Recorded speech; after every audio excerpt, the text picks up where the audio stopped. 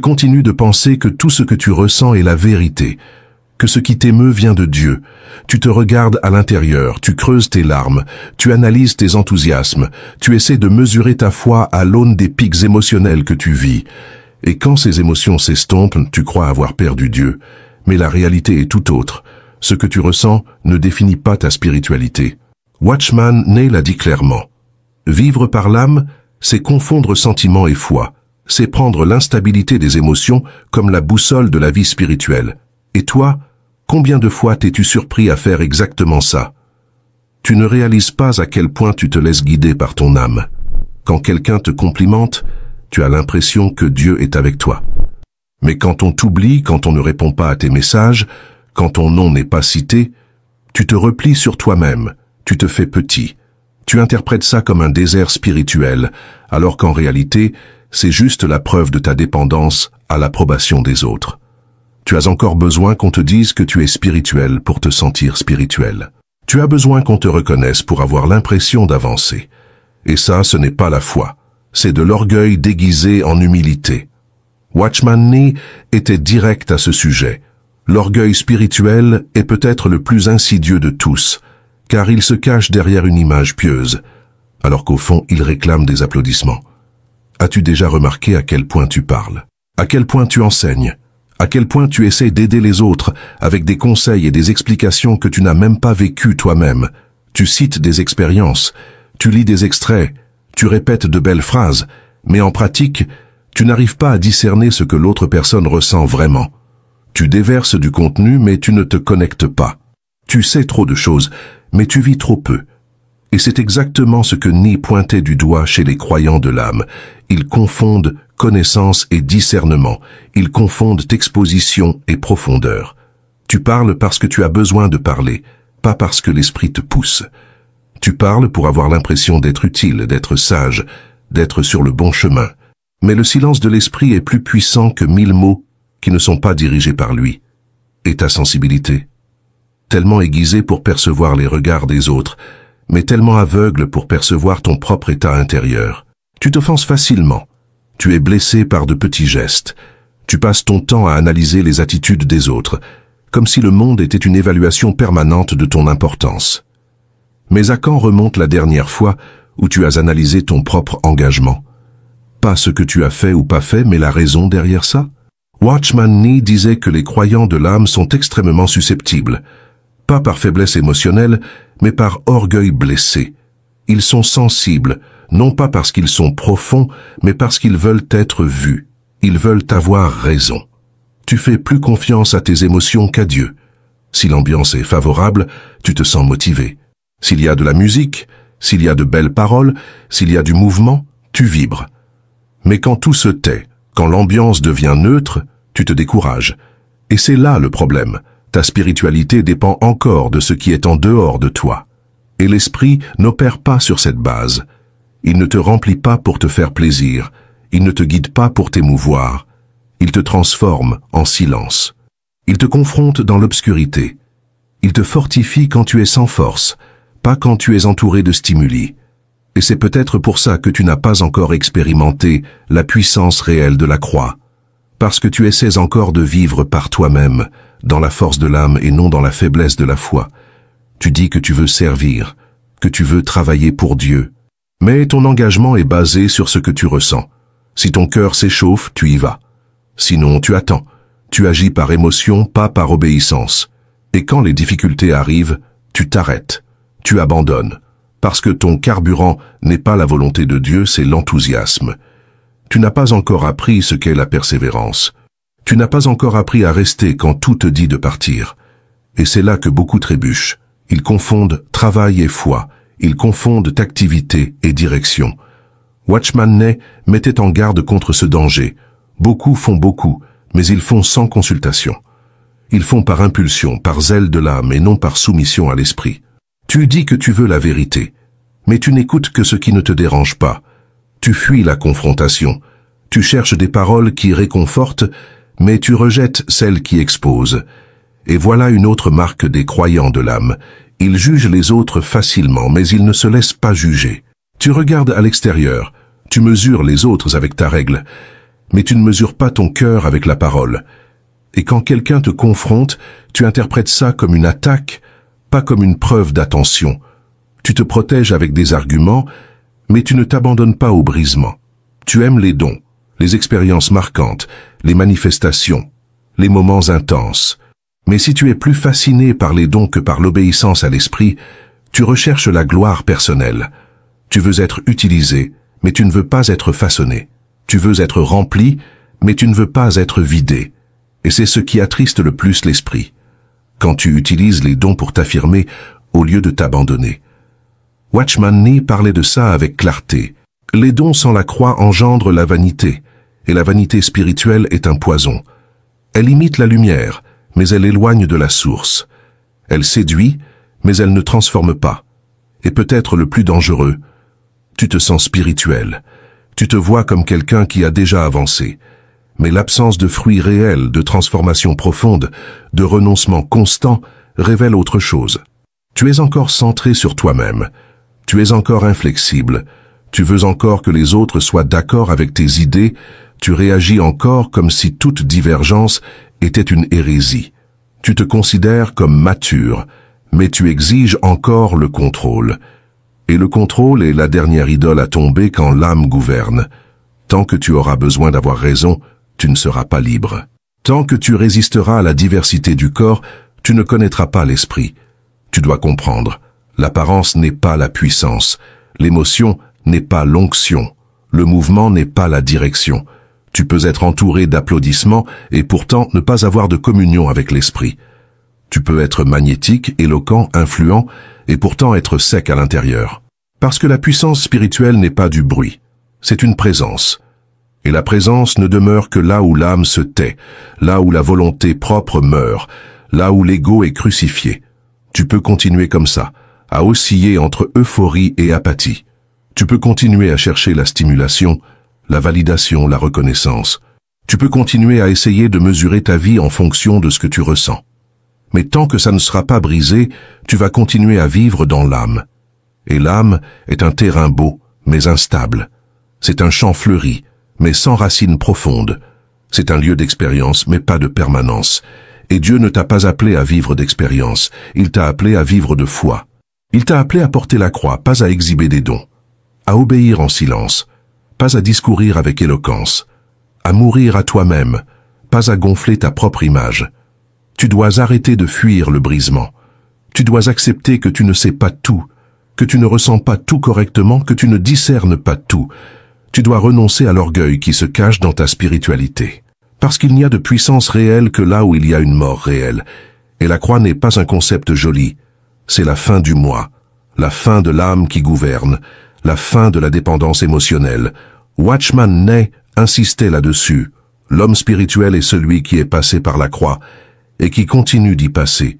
Pas une fois, mais tous les jours. L'âme veut contrôler, veut briller, veut sentir. Mais l'esprit veut conduire. Et il ne conduit que là où il y a de l'espace, là où il y a un abandon, là où il y a du silence, là où il y a une disposition à suivre, même quand rien ne semble avoir de sens. Parce que la foi véritable ne vit pas de ce qu'elle ressent, elle vit de ce qu'elle croit.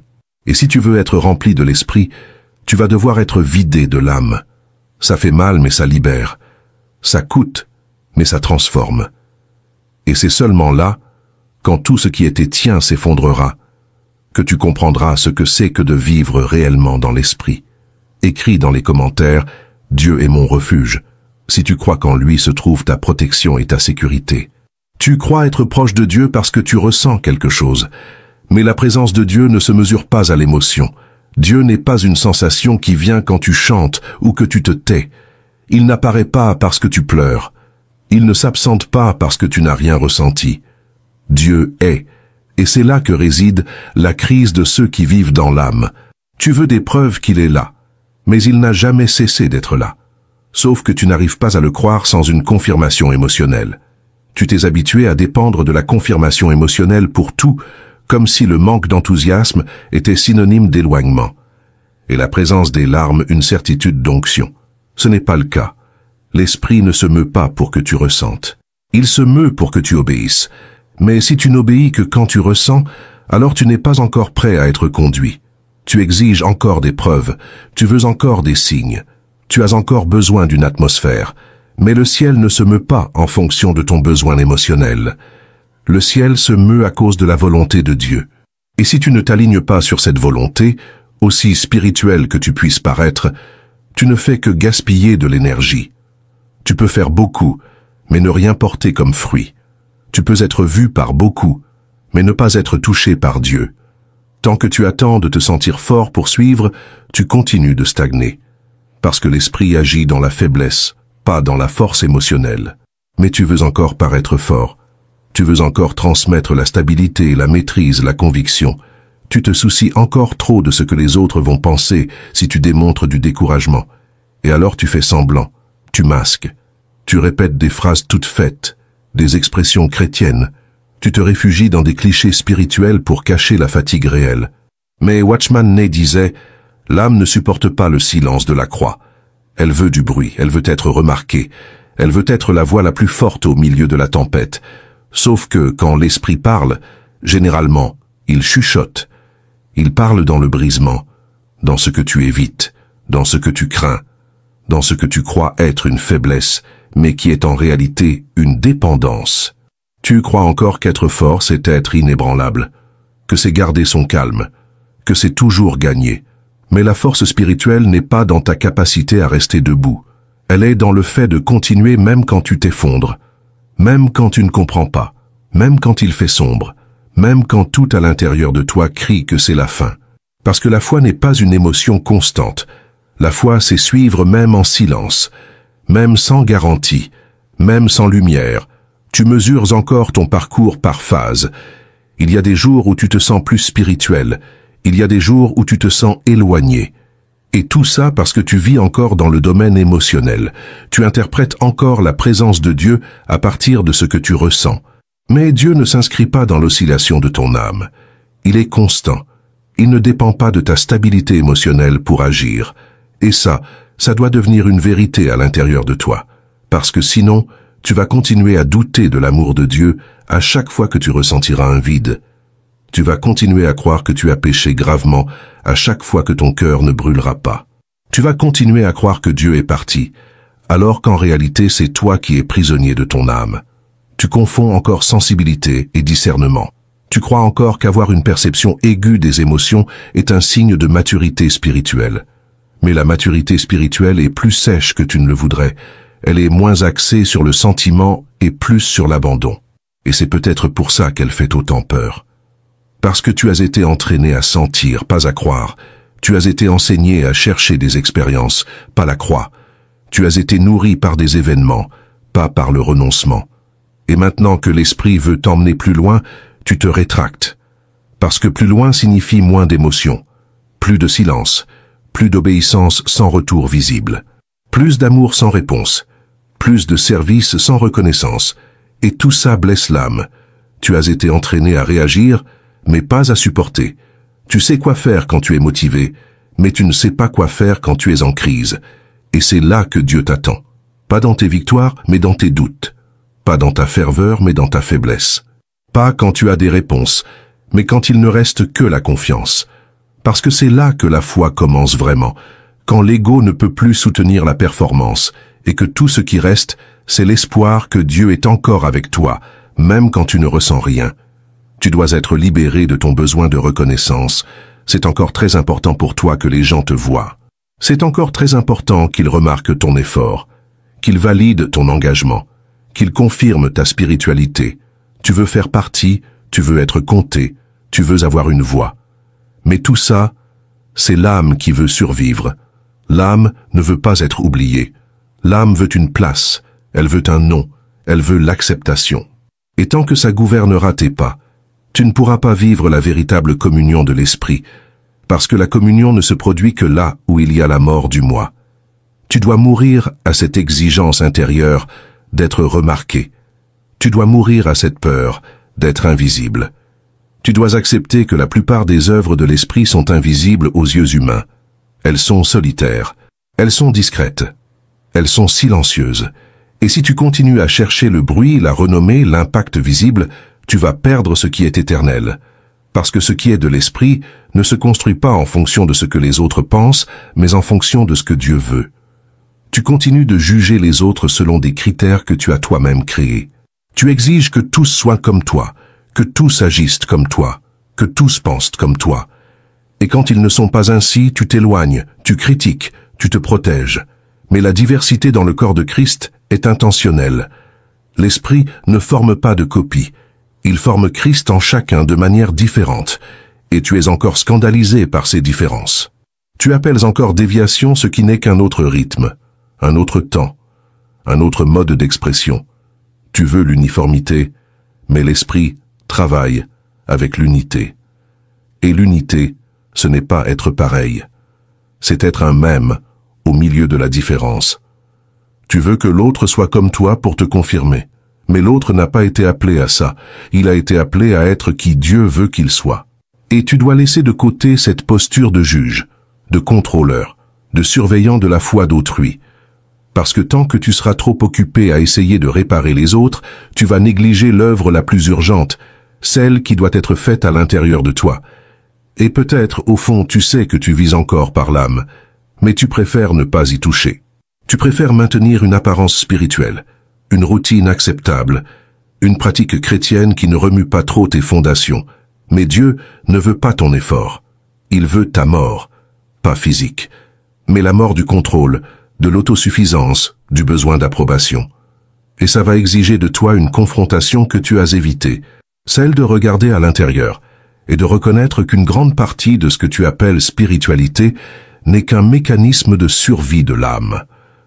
Bien sûr, voici le texte traduit en français, France, avec quelques ajustements pour une meilleure fluidité et un style plus naturel. Tu as déjà appris des phrases sur la foi. Tu connais les versets par cœur. Tu répètes les mots justes. Mais tu vis une guerre intérieure. Tu oscilles sans cesse. Tu as peur, tu es épuisé. Et ce n'est pas parce que le chemin est difficile, mais parce que tu essaies encore de le parcourir avec la force de ton âme. Or, l'âme se fatigue vite. Elle se frustre facilement. Elle est souvent déçue car elle veut des résultats. L'esprit, lui, veut des processus. L'âme veut des applaudissements. L'esprit veut un cœur brisé. Tu dois arrêter de fuir l'exposition. Dieu te montre ce qu'il y a en toi, non pas pour te faire honte, mais pour te libérer. Il ne veut pas que tu restes esclave de tes fluctuations. Il veut t'apprendre à vivre au-dessus de ces dernières, non pas en faisant comme si elles n'existaient pas, mais en apprenant à ne pas te laisser gouverner par elles. C'est ça, marcher dans l'esprit. C'est voir tout ce que tu ressens, mais choisir de croire ce qu'il dit. C'est percevoir tes peurs, tes vanités, tes contradictions, et malgré tout, avancer par la foi. Ce n'est pas nier ton humanité, mais ne pas la laisser te définir. Tu as été appelé à quelque chose de plus grand qu'une émotion, de plus grand qu'une reconnaissance, de plus grand qu'un ministère visible, de plus grand que le bien-être. Tu as été appelé à exprimer Christ. Et Christ ne s'exprime pas à travers l'âme, mais à travers l'esprit. Et l'esprit ne trouve de place que là où il y a la croix, là où il y a l'abandon, là où il y a la soumission. Tu dois commencer à dire non à ton âme. Tu dois arrêter de justifier tes impulsions, tes jugements, ta vanité, ton désir de contrôle. Tu dois arrêter d'alimenter l'orgueil déguisé en zèle. Tu dois commencer à écouter plus et à parler moins. Tu dois arrêter d'enseigner ce que tu ne vis pas. Tu dois arrêter de te cacher derrière une performance spirituelle, car tout cela ne fera que retarder ce que Dieu veut faire en toi. Tu as été appelé à mourir.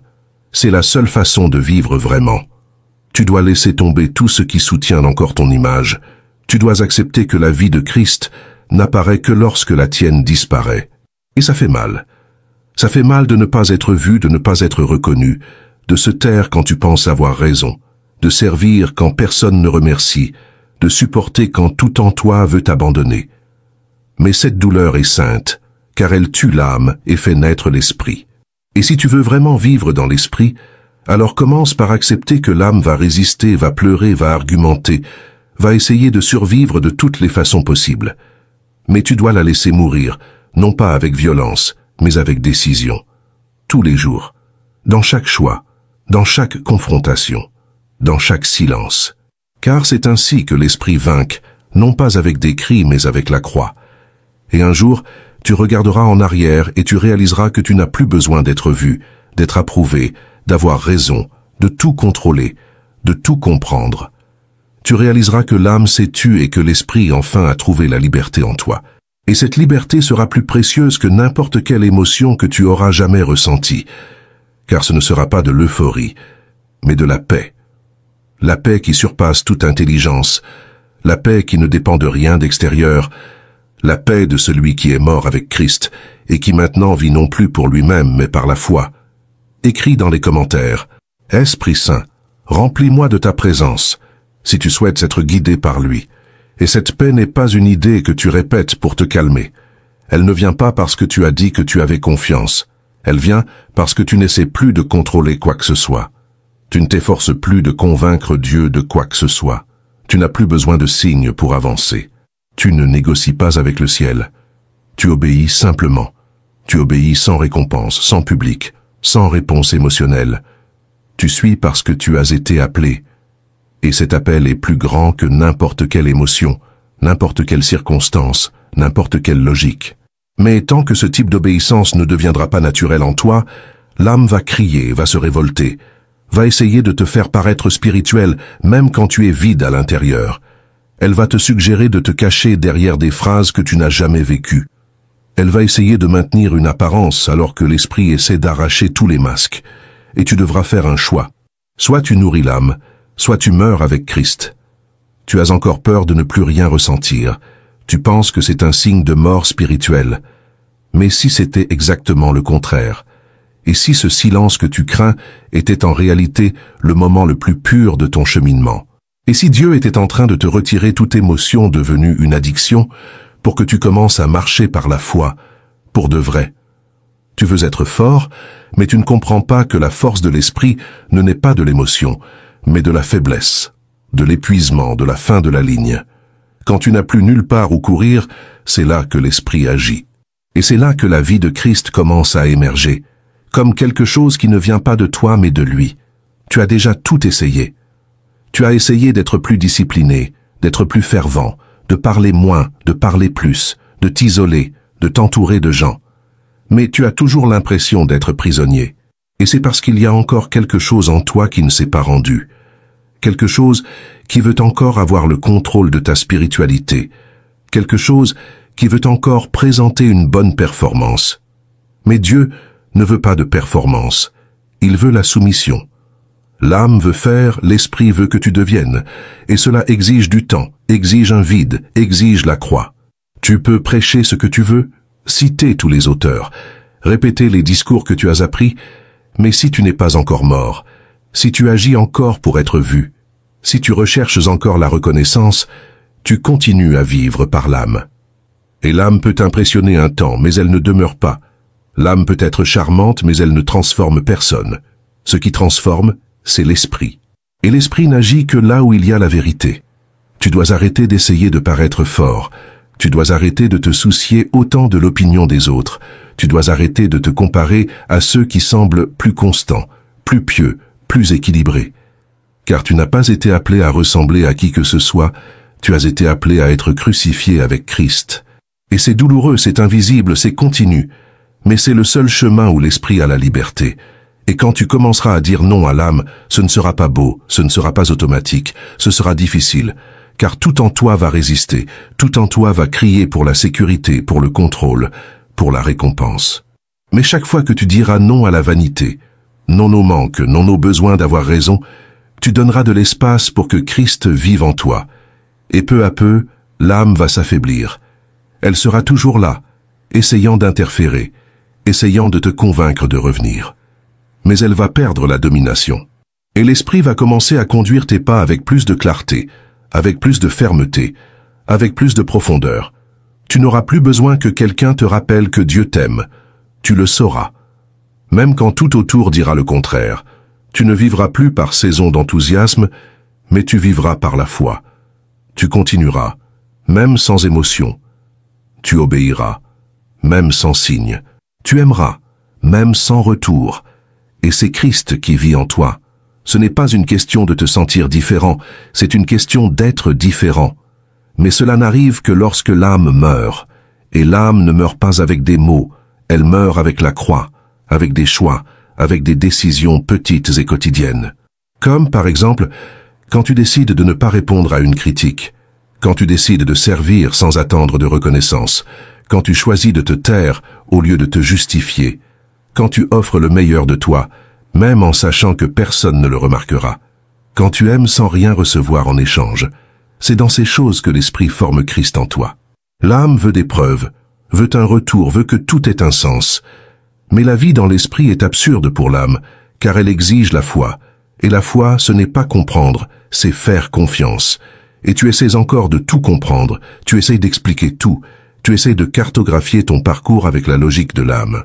Mais l'Esprit ne rentre pas dans la logique, il rentre dans l'obéissance. Tu vas devoir renoncer à certaines certitudes que l'âme t'a données, des certitudes sur qui tu penses être, sur ce que tu mérites, sur ce que tu penses que Dieu devrait faire. Car ces certitudes sont des constructions de l'âme, pas de l'esprit. Et l'esprit commence souvent par défaire tout, par abattre tout, pour construire à sa manière. Et ça fait mal. Ça fait mal de perdre le contrôle, de renoncer à ce qui semblait juste, de voir tes attentes s'écrouler. Mais c'est là que commence la liberté de ne plus avoir à soutenir quoi que ce soit, de ne plus avoir à paraître quoi que ce soit, de simplement être guidé. Et le silence que tu crains tant peu à peu va devenir un lieu de repos. Le vide qui semblait désespérant va devenir un espace pour écouter. L'absence d'émotion va devenir un champ fertile pour une obéissance réelle. Et tu réaliseras que l'esprit n'a pas besoin de bruit pour opérer. Il n'a pas besoin de scène. Il n'a pas besoin de réponse émotionnelle. Il a besoin d'abandon. Tu dois comprendre que Dieu n'est pas intéressé par ta performance. Il n'est pas impressionné par ton activité. Il ne mesure pas ta spiritualité à l'intensité de tes sentiments. Il veut savoir si tu es disposé à laisser l'âme mourir, à cesser de te battre pour une place, à arrêter d'essayer de convaincre les autres de ta spiritualité, à arrêter d'essayer de te convaincre toi-même. L'esprit opère là où il y a la vérité. Et la vérité la plus dure à affronter, c'est que tu es encore trop attaché à ce que tu ressens. Et cela t'a bloqué, t'a rendu prisonnier des circonstances, a fait de ta vie chrétienne des montagnes russes. Mais ce n'est pas obligé d'être ainsi. Tu peux vivre dans la stabilité, tu peux vivre dans la constance, tu peux vivre dans la paix. Mais cela ne viendra pas quand les émotions s'aligneront. Cela viendra quand tu arrêteras de dépendre d'elles. Tu as été fait pour être le temple de l'esprit. Mais l'esprit n'habite pas au milieu de l'agitation de l'âme. Il ne crie pas, il attend que tu te rendes, que tu t'arrêtes, que tu te taises, que tu décides de mourir au besoin de ressentir quelque chose pour croire. Et quand cela arrivera, tu vas commencer à expérimenter une vie que tu n'as jamais imaginée. Non pas une vie d'extase, mais de solidité, une vie qui demeure, qui ne s'ébranle pas, qui ne dépend pas de stimuli externes. Watchman Nee disait toujours « La plus grande barrière entre nous et Dieu, ce n'est pas le péché visible, ce ne sont pas les scandales, ce ne sont pas les erreurs explicites, c'est l'âme. C'est ce système à l'intérieur de nous qui veut être aux commandes, qui veut négocier avec Dieu, qui veut être le centre, qui veut que tout tourne autour de son bien-être. Et tant que tu ne réaliseras pas à quel point tu vis encore dans cette structure, tu vas continuer à être prisonnier, même en pensant que tu avances. Tu peux chanter, tu peux prêcher, tu peux servir, mais si l'âme gouverne encore, tout cela est du bruit. Tout cela est une œuvre humaine essayant d'imiter ce que seul l'esprit peut faire. Et l'esprit n'agit que là où il y a la croix, là où il y a la mort, là où il y a la soumission. Alors ne fuis plus la confrontation, ne remets plus à plus tard l'abandon, ne te trompe plus avec l'apparence de la spiritualité. Commence aujourd'hui à dire non à tout ce qui nourrit l'âme. Dis non à la vanité déguisée en zèle, dis non au besoin d'approbation, dis non au contrôle, dis non à la peur d'être oublié, dis non à l'orgueil qui se cache sous ton image pieuse, et dis oui à la croix, dis oui au silence, dis oui à l'obéissance qui ne brille pas, dis oui à l'esprit, même si cela signifie marcher dans des chemins obscurs. Car c'est dans ce lieu que la lumière véritable brille, c'est dans ce lieu que tu commences à vivre de fait, non pas une vie émotionnellement palpitante, mais une vie spirituellement pleine, une vie qui ne dépend plus de toi. Car finalement, après tant de tentatives, tu es mort. Et Christ vit en toi. Écris dans les commentaires, « Esprit Saint, fortifie ma foi ». Si tu as besoin de plus de confiance en Dieu, et quand Christ vit en toi, les pressions ne disparaissent pas, mais elles perdent le pouvoir de te paralyser. Les douleurs continuent, mais elles ne te définissent plus. Les pertes arrivent encore, mais ce ne sont plus la fin. Tu commences à vivre sur un autre plan, où les choses éternelles gagnent en poids et les choses temporaires perdent la domination, où ce qui te brisait avant, maintenant ne fait que te purifier, où ce qui t'agitait avant, maintenant ne fait que te rapprocher. Car quand Christ vit en toi, l'âme n'est plus le centre, et tout change. Ta prière change. Elle cesse d'être une tentative de convaincre Dieu de faire quelque chose, et devient un lieu d'abandon. Tu pries non pas pour manipuler le ciel, mais pour t'aligner sur lui. Tu pries en silence souvent, sans beaucoup de mots, car l'Esprit a déjà compris ce que tu ne sais pas dire. Tu pries sans anxiété, sans hâte, sans formule, car tu sais déjà que Dieu écoute, même quand tu ne ressens rien. Et tu arrêtes d'essayer d'être utile pour Dieu. Tu arrêtes d'essayer de prouver ta valeur par le biais de ce que tu sers, de ce que tu travailles, de ce que tu produis. Tu arrêtes d'utiliser le ministère comme justification pour ne pas affronter tes failles. Tu arrêtes de te cacher derrière tes activités spirituelles. Car quand Christ vit en toi, il est le centre, et tu n'as plus besoin de la performance pour te sentir accepté. Tu commences à réaliser que ta présence en n'importe quel lieu n'est pas pour te rendre important, mais pour exprimer l'Esprit. Et quand l'Esprit gouverne, tu n'as pas besoin de reconnaissance. Tu peux être le dernier, tu peux être l'oublié, tu peux être celui que personne ne mentionne, et rien de tout cela ne te touche plus. Car tu ne vis plus par acceptation, tu vis par obéissance. Et obéir devient léger, même quand c'est difficile, car tu comprends que tu n'as plus à prouver quoi que ce soit à personne. Tu commences à voir l'autre avec d'autres yeux, non plus comme une menace, non plus comme quelqu'un qui doit s'ajuster à toi, non plus comme une concurrence spirituelle. Tu commences à voir l'autre comme une partie du même corps, une partie dont tu as besoin, une partie qui exprime aussi Christ, même quand elle est différente. Et là, tu arrêtes de rivaliser, tu arrêtes de juger, tu arrêtes de te comparer. Et ce qui était fatigue émotionnelle devient communion véritable.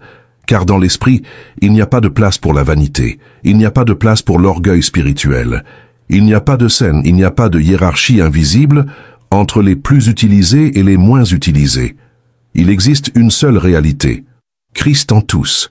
Et cela te libère pour aimer sans peur, pour te réjouir avec les autres, sans envie, pour écouter sans besoin de répondre, pour être corrigé sans te justifier, pour céder sans t'annuler.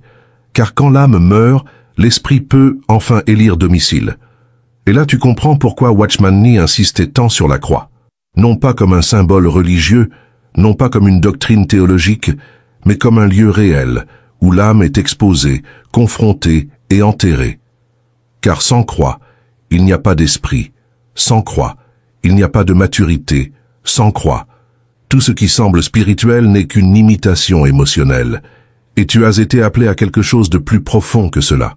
Vous avez été appelé à ne plus seulement connaître Dieu, mais à vivre de lui. Vivre par la foi n'est pas un concept, c'est une pratique. C'est se lever chaque jour sans garantie visible et continuer à faire confiance. C'est choisir le silence quand l'âme veut crier. C'est continuer à pardonner quand le cœur dit que c'est allé trop loin. C'est choisir d'aimer à nouveau quand tout en vous veut se protéger.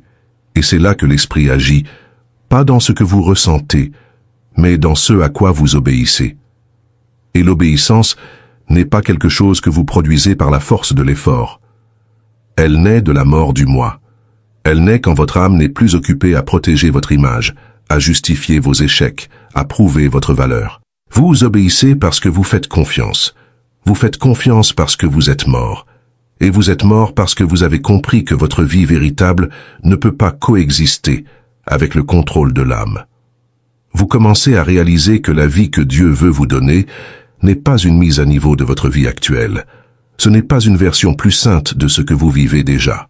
C'est une autre vie. C'est Christ. Et Christ ne vit en vous que lorsque vous mourrez. C'est dur, mais c'est simple. La croix n'est pas symbolique. Elle est littérale. C'est un processus réel de reddition, de vide, de confrontations internes, de pertes visibles. Mais tout cela n'est que le début de quelque chose de glorieux, parce qu'à chaque fois que vous mourrez, l'esprit a plus d'espace. Et là où l'esprit est, il y a la liberté Liberté de ne plus vivre otage de vos émotions. Liberté de ne plus dépendre de l'acceptation des autres. Liberté de servir sans attendre d'applaudissements. Liberté d'être confronté sans s'offenser. Liberté d'aimer sans manipuler. Liberté de vivre avec une paix qui ne vient pas de l'environnement, mais de l'intérieur. Une paix qui ne peut pas être volée, parce qu'elle n'est pas née du monde, elle est née de la croix.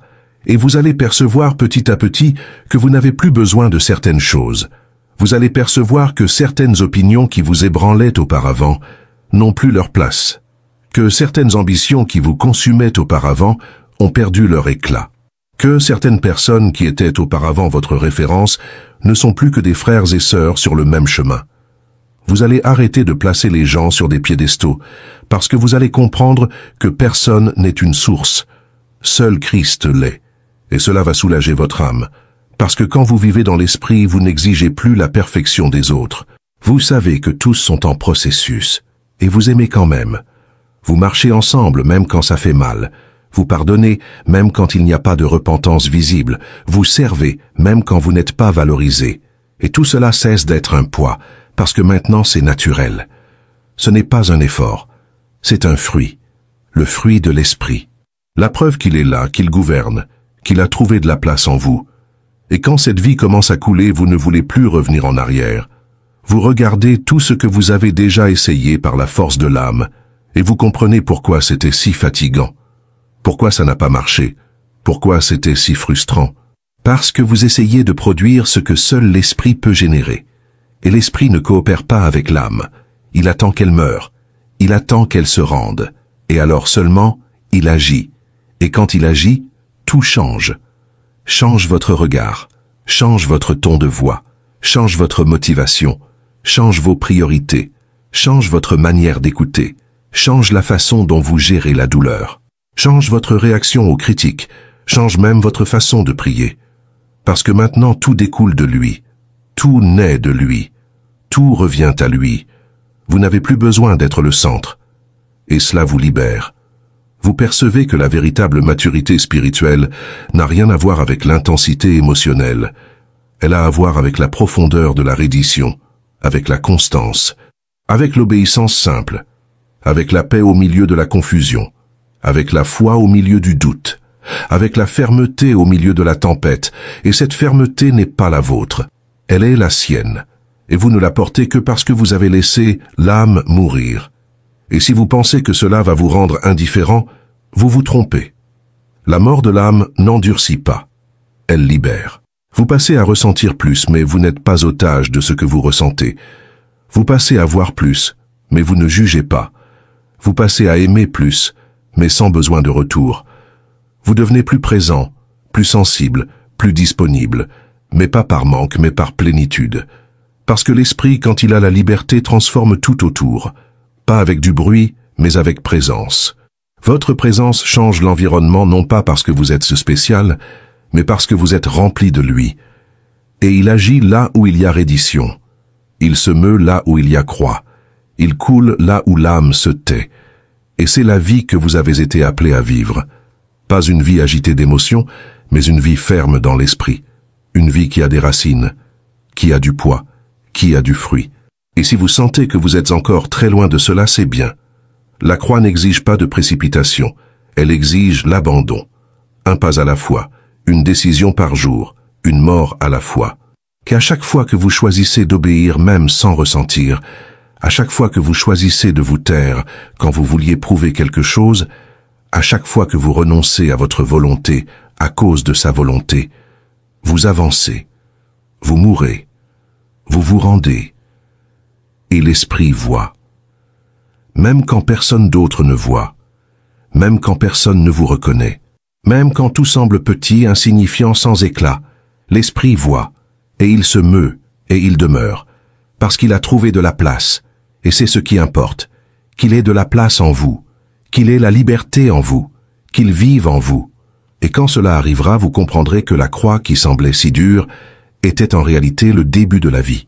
Que la mort que vous avez tant redoutée n'était que le chemin pour que Christ puisse finalement être tout en vous. Que le silence qui semblait vide était en réalité l'endroit où l'esprit construisait quelque chose d'éternel. parce que tout commence quand vous mourrez, et tout fleurit quand il vit. Il n'y a pas d'autre chemin. Il n'y a pas d'autre raccourci. Il n'y a pas d'autre stratégie. Seulement la croix, seulement l'Esprit, seulement Christ. Ça a toujours été lui, et ça le sera toujours. Écrivez dans les commentaires « Dieu est mon Père » si vous ressentez son soin et son amour pour vous. Partagez cette vidéo bénie pour qu'elle puisse toucher et aider d'autres personnes comme vous et moi. Vous souhaitez approfondir encore votre foi et votre prière? Téléchargez notre e-book exclusif sur la façon de renforcer votre spiritualité de nos jours. Le lien se trouve dans les commentaires ci-dessous. N'oubliez pas de cliquer sur le bouton « S'abonner » si vous ne l'avez pas encore fait. Merci beaucoup du fond du cœur de faire partie de notre communauté de foi. Si vous souhaitez soutenir un peu plus notre chaîne, envisagez de devenir membre de notre chaîne. Je vous laisse ici 2 autres vidéos pour que vous puissiez poursuivre votre recherche spirituelle et votre croissance dans la foi. Merci et que Dieu vous bénisse tous. À bientôt.